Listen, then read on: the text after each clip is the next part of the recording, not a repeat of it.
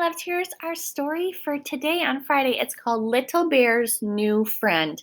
They're going to be playing in the snow. We've been learning all about winter stories, reading winter and snow stories this week. So here's just another one. This is from when I was a little girl too. Little Bear's New Friend. The bear family was getting ready for their long winter nap, but the littlest bear cub was feeling a bit sleepy. Wasn't feeling a bit sleepy, I'm sorry. I don't want to stay inside, Mama, he said. This is such a little cave. I'll be bored staying inside all winter long. Dear little bear, said Mother Bear, you won't be bored. You'll be asleep. Bears spend the winter sleeping.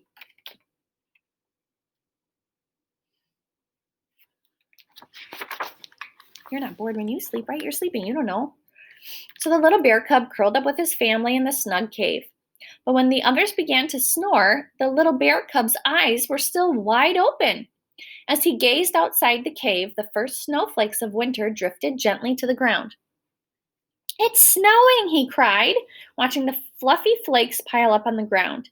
He had heard all about snow, but he had never seen it for himself. The little bear cub had to investigate. Quietly, he crept outside.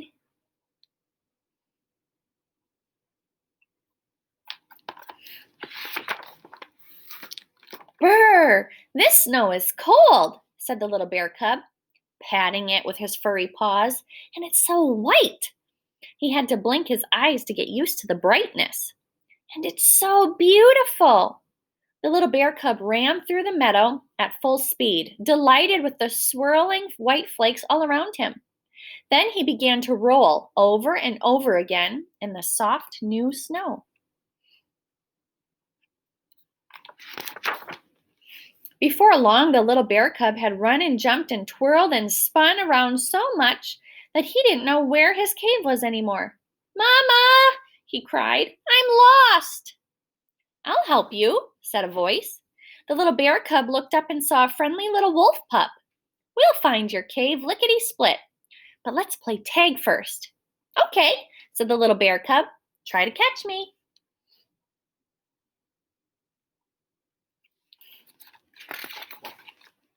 The wolf pup and the bear cub played in the snow for a long time. The wolf pup showed the bear cub how to slide down the slippery hill. The bear cub taught the wolf pup how to slide across the frozen pond. Together they made pictures of themselves by lying in the snow.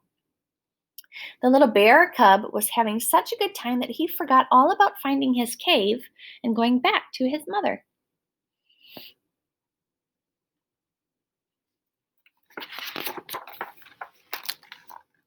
But Mother Bear had not forgotten about her little cub. She woke up and noticed that he was missing. Where is my little bear? She worried, hurrying into the forest to find him. These woods are full of danger. He could get into trouble. Just then, who should appear but a wolf? The bear had surprised the wolf, too. They both bared their teeth and started to growl at one another. Then they heard footsteps. 2 hunters. Quickly, the animals ran to hide behind a big rock.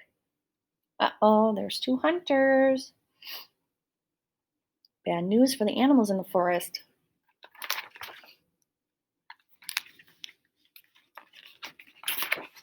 What happens next? When the hunters were gone, Mother Bear turned to the wolf. No longer frightened, she said, I'm looking for my little cub. I'm afraid he sneaked out this morning to play in the snow.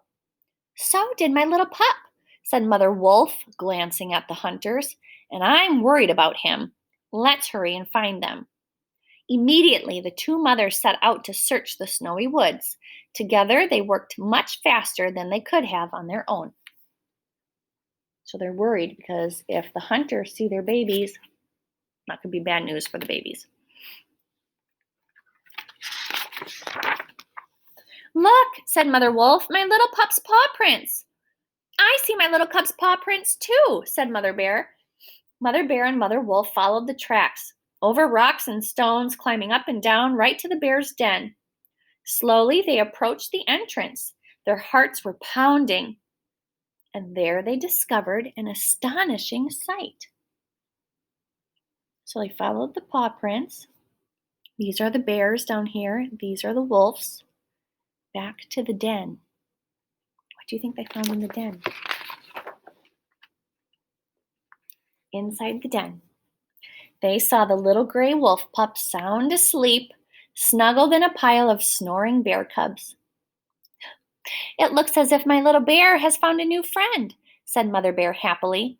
"And my little wolf has found the coziest place in the forest for a midwinter nap," replied Mother Wolf. Oh, he's all snuggled up by the warm, warm bear cubs. Cute. The end. My loves, I hope you enjoyed the story. I have your art project for you. So I need you to go and grab your packet. And you need to grab your packet, glue, and scissors. Packet, glue, scissors. Go grab those things for me.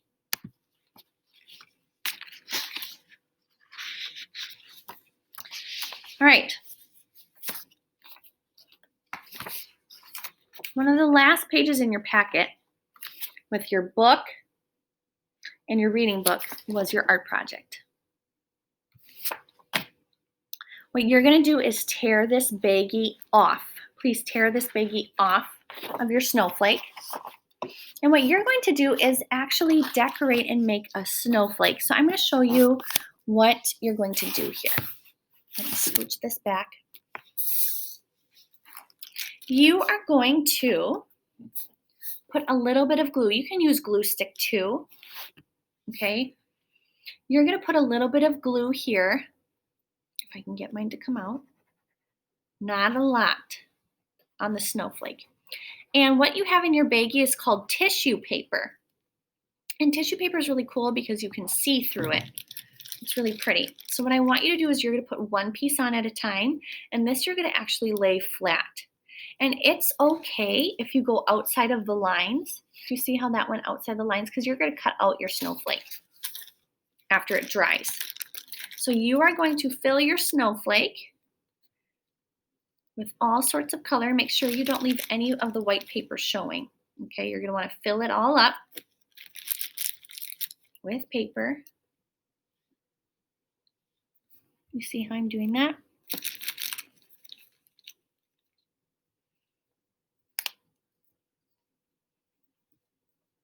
It's okay to go outside of the lines. That is okay. So you're going to cut it out. So I'm filling up my snowflake. You can use whatever colors you have in your bag. If you want to make it all white, you can. If you want to do a pattern, you can. It's up to you. But I want you to fill in all of the white spaces. Your whole snowflake should be covered. Parents, this is good for their handwriting with the pinching skills, and then the cutting is also good for that too. It's good for them to practice that. Okay, you're going to fill the whole snowflake. All right, you're going to keep filling it. I have one done. Let me show you. Now mine's old, so it looks a little brown.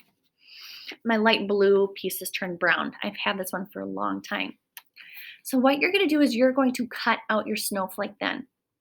And you need to take your time, okay? Because otherwise it's not going to look very nice because you're going to end up cutting off these pieces of the snowflake. So I'm going to get my scissors and I'm going to show you what this looks like. Just give me a second.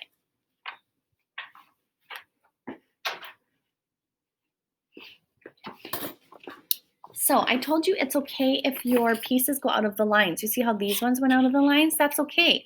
Because look what I'm going to do. When you cut these triangles, you can cut down, down, and then watch. This piece just falls right out.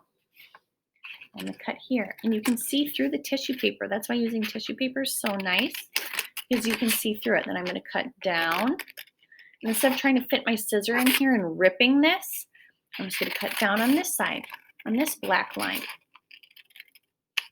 And this whole piece falls right out. Then I can cut here. And I can cut down here. I'm going to stay right on these lines.